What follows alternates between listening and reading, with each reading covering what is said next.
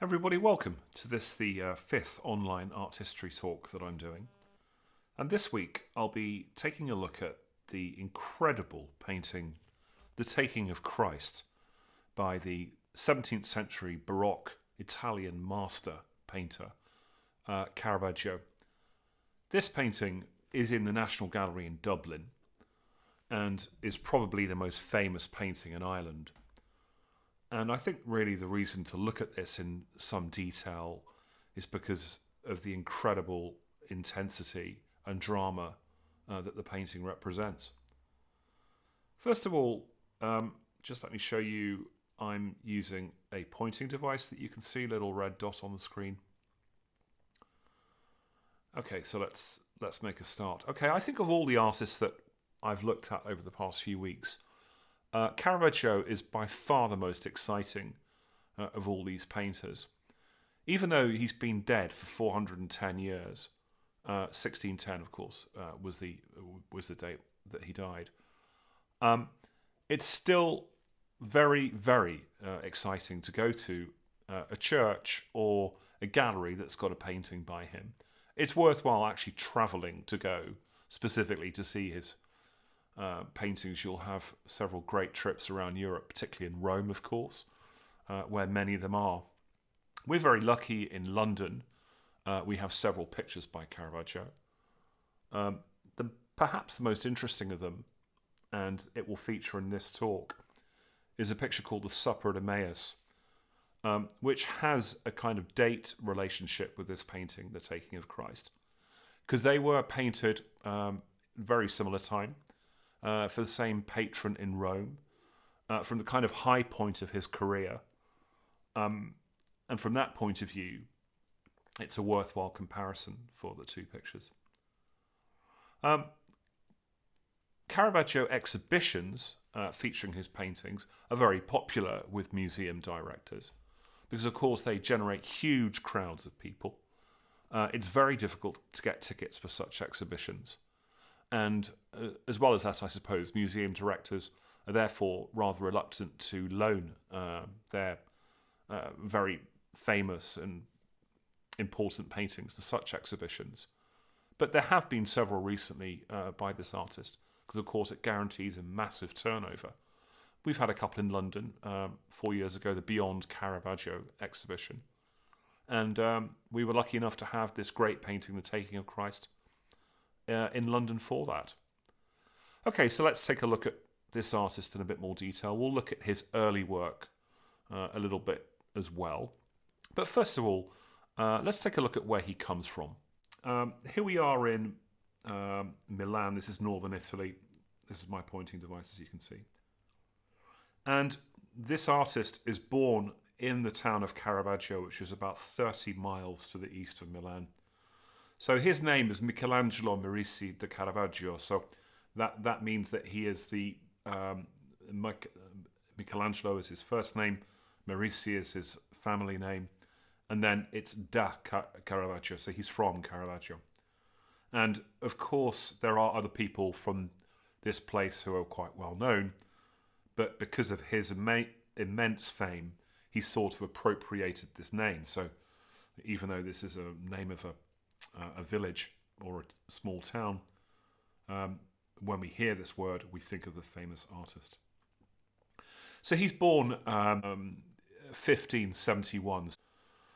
He's about 21 years old when he first goes to Rome. So he's an art student in Milan for a while.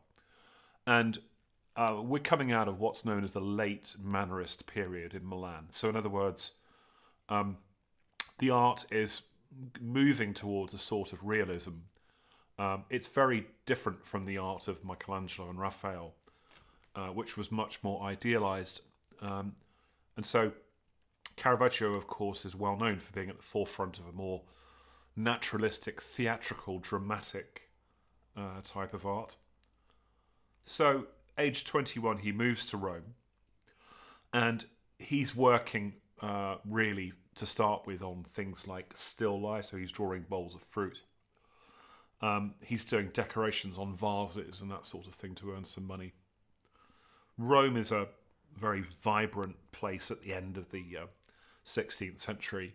Lots of soldiers are back. There's no war going on. Rome is gearing up for a big Jubilee year in 1600. So there's lots of building works going on in the final few years of the 16th century. So Caravaggio, we're going to look at a couple of his early paintings to start with. And this fantastic painting is called The Card Sharps. Was basically given to a local art dealer to sell in his shop. A man called Costantini Spato, who opens, he's got an art shop very close to the church of San Luigi de' Francesi, which is the French church in Rome, very close to the Italian Senate building. And that building actually plays a part in Caravaggio's early life, as we'll see. Cardinal del Monte is his name, sees this painting in the shop of Constantino Spato and buys it immediately, and then asks to meet the artist.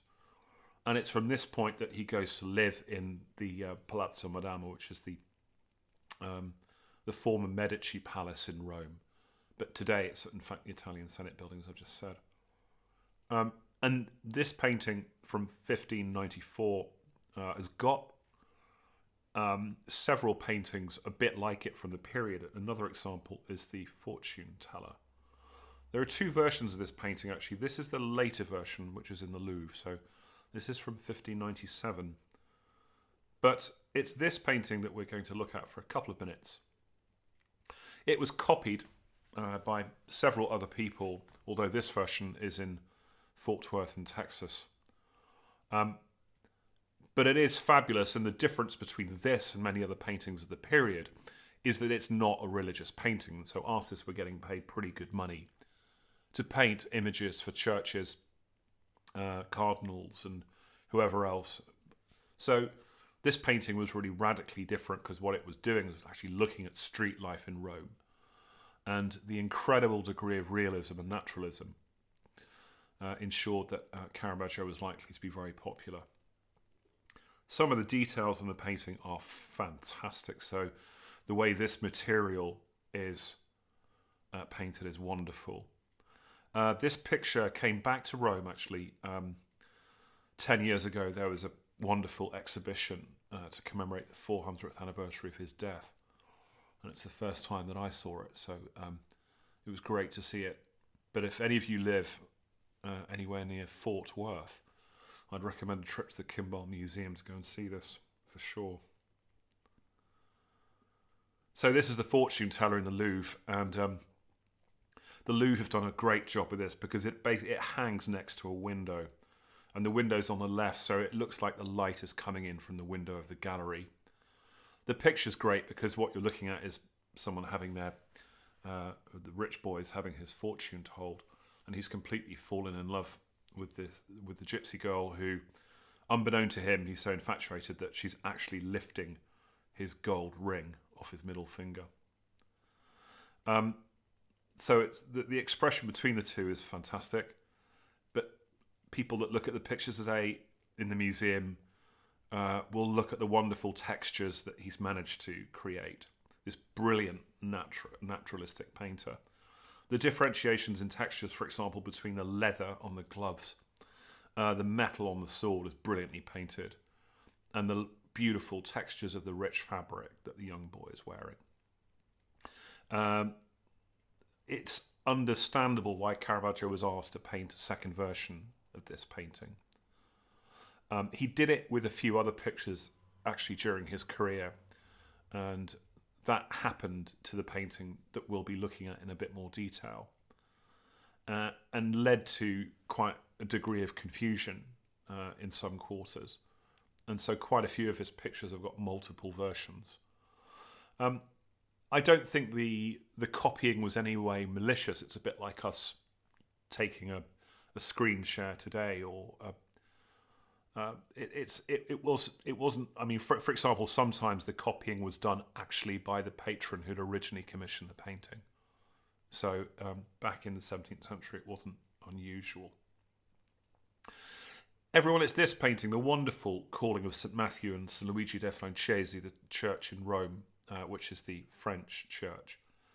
And this beautiful picture, which is miles bigger than what you've just looked at, covers a whole wall of this chapel, the Contarelli Chapel in Rome. And it's the first time that he painted Jesus, who's over on the right here. And the way the picture's set up is the window in the chapel is actually up here. So it looks like the picture is being lit by the actual natural light coming in. Jesus has walked into the local tax office and he's pointing at Matthew here, who's pointing at himself going, oh, he's talking to me. And that you can see they're counting money on the table here. It is a fabulous picture. It was cleaned, actually, the painting was cleaned in 1966. So these beautiful, vibrant colours are real. So it's a great painting to go and see. And I think the most important thing to say about it is it would have attracted huge crowds of people straight away. So he became very famous overnight, aged 29, 30, when he painted this. The panels were in position in 1600, in the autumn of 1600. So this is still Jubilee year when like 500,000 people descended on Rome. A Jubilee year means a sort of holy year. They happen for every 25 years. We've recently had one. And so he became extremely famous because of this. And then commissions rolled in from all over the city. What that means, therefore, is that you can walk around Rome and see many of the pictures that he was asked to paint. An example of that would be the Church of Santa Maria del Popolo, which is over on the northwest of the city. And actually, to get, as an artist, to have your paintings in that church would have been a big scramble during the 17th century, because that's the first gate that religious pilgrims into the city walked through. So it would have been a very useful marketing exercise as a painter to have your pictures in that church, and that's precisely what he managed to do. Everyone, this incredible painting is the Supper of Emmaus picture in the National Gallery. It predates the taking of Christ by about 6 months or so, but they were for the same patron, this art dealer called Ciriaco Mattei. So both pictures would have hung together in the Mattei Palace in Rome. So what we're looking at here, it's the picture's called the Supper of Emmaus, and it's after the resurrection. So Jesus unusually is here. He's without a beard, which at the time was considered very unusual for a portrayal of Jesus. It's the moment where Christ breaks the bread and the two disciples realise that this is Jesus Christ. Some people criticised the picture at the time because the innkeeper, who's here on the left, still has his hat on in the presence of Jesus. But I suppose the picture is a parable about those that believe and those that do not. So clearly the innkeeper does not believe, and he's got a somewhat vacant look on his face. But these two, of course, highly animated, just about to push back from the table, and of course this wonderful big outstretched arms gesture. This pilgrim here, he's wearing the shell that shows that it's sort of like a religious symbol. And the picture became very influential because of the amazing lighting effects all over, particularly the lighting effect on this face. So it's come from an unknown light source up on the left. The picture was also highly regarded because of the incredible still life painted here. You can see the bowl is somewhat precariously just about to fall off the table, or is it? Once again, some art historians criticise the painting because allegedly, the fruits were out of season at the time. But I think that's being a little pedantic, probably. The picture is in very good condition. It's quite a large image. It's I'm going to guess here, I think it's about 10, 12 feet across. This image here is by the wonderful artist Albrecht Dürer. And this image would have been well known to Caravaggio. And this is a sort of much earlier version of the arrest of Christ. Dürer predates Caravaggio by about 100 years, so Caravaggio would have known this image. So if we look here, we can see the arresting soldier. This is the image of Judas here, and then this is Jesus being arrested. So this is very, very similar to the wonderful image that Caravaggio comes up with. So this is the painting, everybody, that is in the National Gallery in Ireland. And it represents the very best part of his career, that one of his best and most famous paintings. One of the reasons why it's so famous today, I suppose, is because the picture has had an extraordinary history since it was painted. So, ignoring art history reasons, its actual historical background is fascinating, as we'll discover. But nevertheless, the picture is in great condition because it's been very well taken care of by the Conservation Department of the National Gallery in Dublin.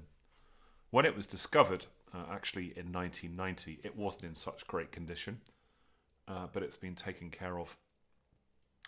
As an example, what happens to a painting if it's quite old? Sometimes it starts sagging in its frame, and that will mean that the painting needs to be what's called relined, which is a new piece of canvas basically glued to the old one.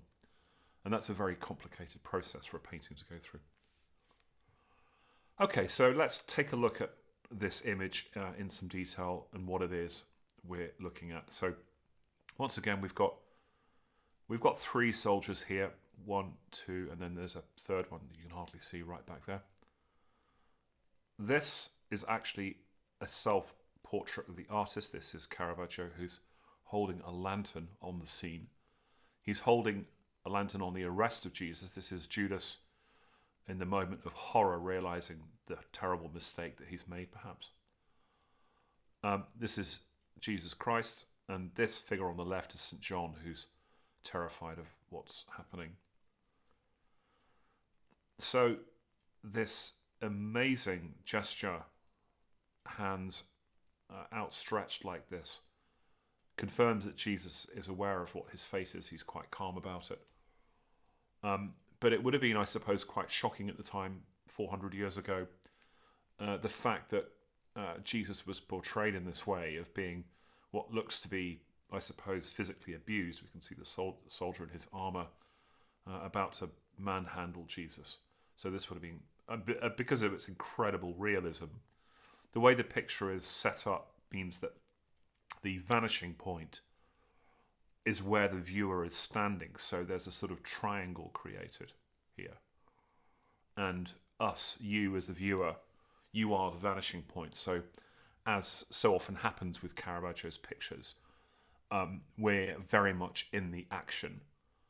And so I suppose to make this point again, imagine what it would be like for people who've never seen television or gone to the cinema or read a magazine or looked at the internet or gone to any travel whatsoever. This would have been an extraordinarily exciting experience to have seen a picture as good as this. It has a pretty big effect on people when they go into the gallery now.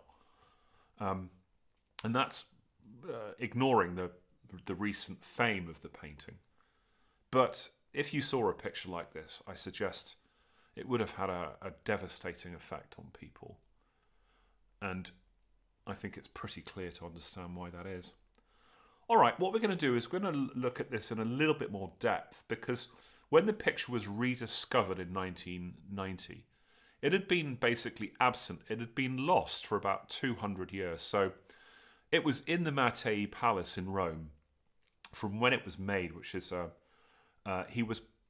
artist was paid 125 scudi, which is the ancient, well, not ancient, but it was the old money of Rome during that time. And he was paid that in January 1603. So the picture is, perhaps the payment was received after the painting itself was painted. But you're talking about a month's work for this. I wrote to a friend, colleague of mine, who's a guide in Rome, and asked what that value would be today, 125 scudi. And apparently he asked some colleagues in Rome, there's a bit of a sort of debate amongst guides in Rome. But they think that one scudi would be the equivalent to 75 euros, which would mean that this painting, a month's work, he would have got around 15,000 euros for it. $15,000, £12,000. Not bad for a month's work 400 years ago.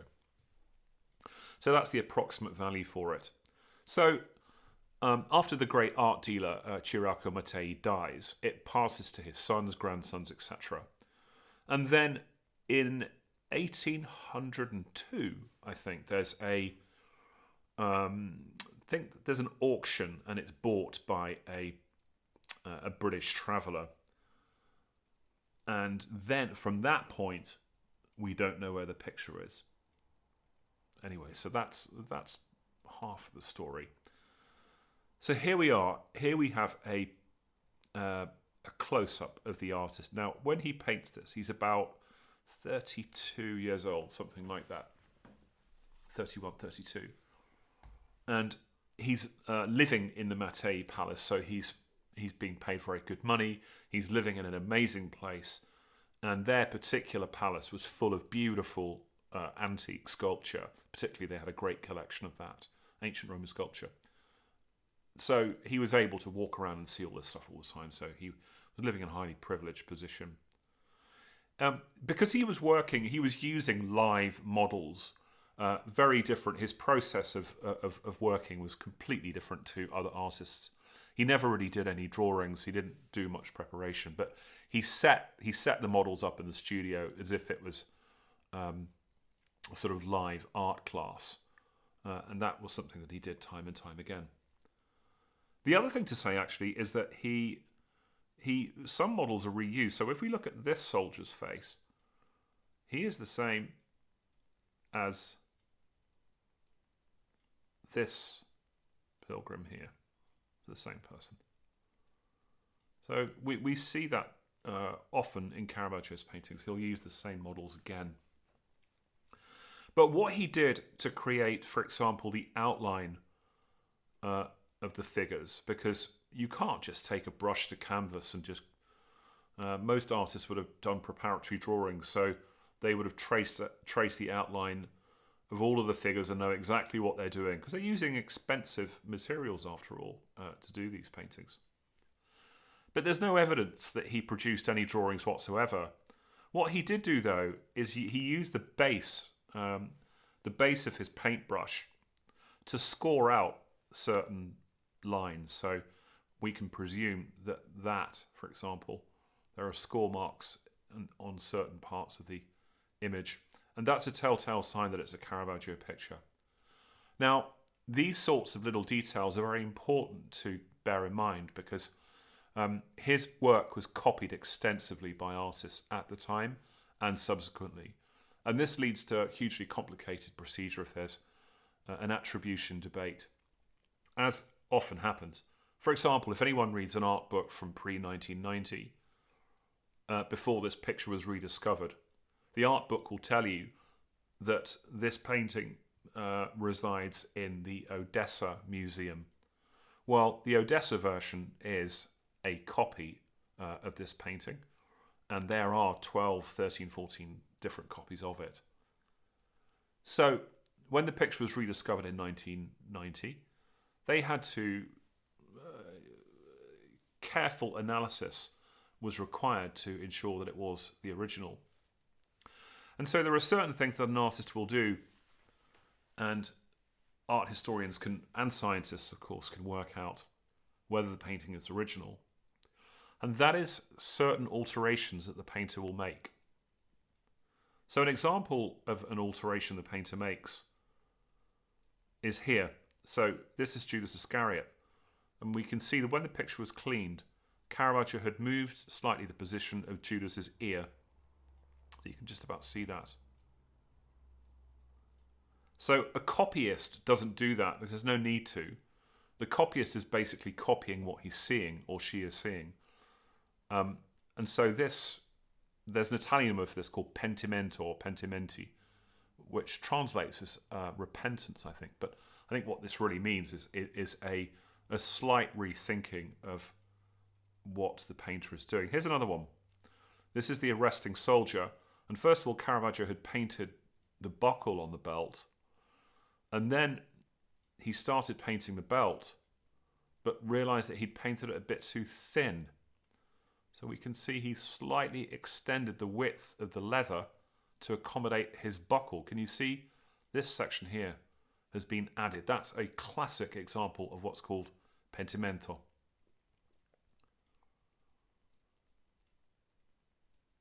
Everyone, this is one of the versions. This is one of the copied versions of the painting.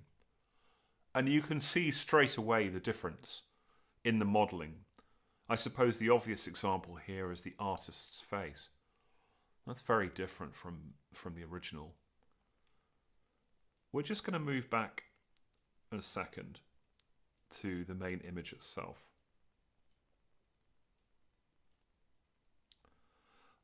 One thing that the painter is often applauded for is the incredible way that he manages to paint armour. So there are a few paintings that Caravaggio does where this is very difficult to do, to differentiate the textures of things just using a paintbrush. But he does this brilliantly. And so if you look at many of the copies of these paintings, they just don't have that same amazing level of detail. And also look at the difference, the way that the artist's face is painted, with all the different lines and dirt on his face. That is not present in those copied works. And the other thing, of course, is that these days an attribution of a painting is much more scientific. And so they're able to determine that certain paints that the copyist has used were simply not available at the beginning of the 17th century when this painting was painted. What, of course, happened is that when the picture was cleaned, it's revealed these fantastic colours, which are evident here. So what we'll look at now is the story of how the painting was rediscovered. And I talked a little bit about that a couple of minutes ago, but I'm going to move forward a couple of slides to see some more details. So here we are. Even when the picture was still in the Mattei Palace right at the end of the 16th century, right at the end of the 17th century, for some reason it had a different attribution in terms of the artist's name. So we see this name here, Gerard Honthorst, who was a follower of Caravaggio actually. Here is his Italian name under it, Gerardo della Notte. I suppose he's called that. Della Notte means of the night, because he was famous for painting these wonderful images of lit up faces that he'd learnt directly from Caravaggio. And so the picture itself, the Taking of Christ, had diminished, I suppose, in people's interest.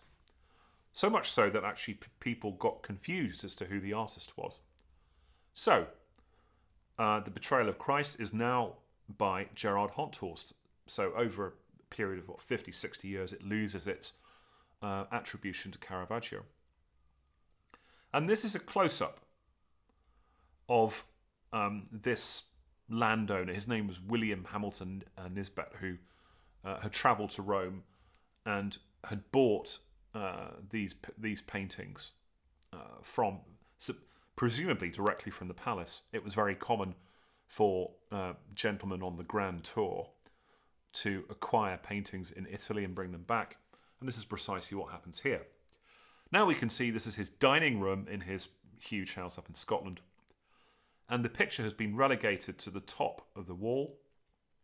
And we can see that it is very dark and gloomy. We can't even make out the image of the artist here on the right. We can only just make out the soldier's arresting arm. And Judas is very dark too. So it's probably no wonder that the picture was ignored, because no one could really see it. Now, what was the reason for that? Okay, it may have been above a fireplace in the Mattei Palace. It may have had too much candle smoke over it. Who knows what really happened? But maybe the varnish wasn't good enough. It certainly had aged, though. I think we've got a close-up here. Yeah, look at this. you can hardly make out the images, so people were very confused when they looked at this. And I suppose people were not terribly impressed because it was very, very dark. So, how does this painting end up from Scotland into Ireland?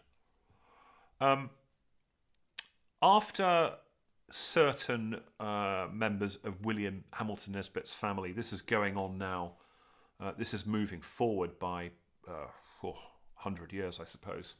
It's in his family until then. Then the family ends up with no heirs, and then to cover some inheritance tax bill, they are selling off the painting. And when the painting is sold, it's bought by an Irish lady called Mary Lee Wilson.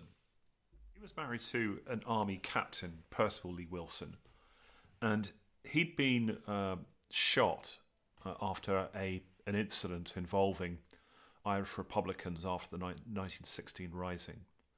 And so she had wanted to honour her husband with some stained glass windows in the local church. And the most famous stained glass window artist at the time was Harry Clarke, who was originally Irish, but he was in Scotland, and so she travelled to Scotland to try and get him to produce this stained glass for her. And at the time of this visit, this sale of the paintings was in Edinburgh, and Caravaggio's painting was picked up for the price of 8 guineas, which is virtually peanuts back then. And by that point, it had even lost the Van Honthorst attribution, and it was called in the exhibition in 1921 a follower of Honthorst. So Mary Lee Wilson brings the picture back to Dublin. She had become, or she was quite religious, and towards the end of her life donated this picture to the Jesuits in Dublin for the kind treatment that she'd received. And so this picture was hanging in the Jesuits' house in Lower Leeson Street in Dublin. And then in 1990, they had asked the curators from the National Gallery in Dublin for some advice on cleaning and maybe new frames for some of the paintings. So one of the curators went over to Leeson Street, and his name is Sergio Benedetti, who after this became quite an important art historian in his own right. So Sergio Benedetti goes over to this house and sees this picture sat down. It's just sat on the floor, and he immediately realises that it's actually something quite important. He thinks it's a Caravaggio painting straight away, but it's difficult to tell because it looks exactly like what you're seeing here. It's got this Honthorst label on. It's incredibly dark. The picture's been missing for 200 years, and he thinks, well, it's highly unlikely. It's a possibility that it might be. Anyway, the picture is brought back to the National Gallery, along with the other paintings as well, because the whole point is they're doing some upkeep work on them. And then, at the same time, over in Rome, there's a young Italian art history researcher. Her name is Francesca Cappelletti, who is now actually art history professor at the University of Ferrara in Italy. And Francesca Cappelletti has been researching where the lost painting is. And she had actually looked at the Mattei archives, the Mattei family archives. What happens is it takes 3 years from when Sergio Benedetti finds the painting to when it's finally revealed to the public. And it's an amazing story, not least because most people had presumed that the painting was lost forever. There are certain other pictures by the artist that fall into this bracket, notably an image he did of Saint Sebastian. But the research for the attribution of the painting, which has been done by this quite brilliant Italian scholar, in combination with the fact that the picture is cleaned by another Italian art restorer working in Dublin, means that these two people combine their scholarship and research. The picture then has back then it also needed leading Caravaggio art history experts to verify the picture, and back then the leading Caravaggio expert was a chap called Sir Denis Mahon, who had never actually owned a Caravaggio, but was certainly a highly regarded expert of the painter. And Denis Mahon agrees that almost certainly this is the Taking of Christ by Caravaggio. And any of the other paintings that we know by him are almost certainly some kind of copy. And most notably, it's the picture from Odessa which comes across as being the copy. So today, this is an image of the painting in the gallery in Dublin. And it's great that, of course, it's young people, school groups. Everyone wants to go and see this incredible painting today. It remains, I think, one of the great stories in art history, particularly the fact that this painting was rediscovered. And so there is the end, everyone, of this talk on The Taking of Christ by Caravaggio. Thank you.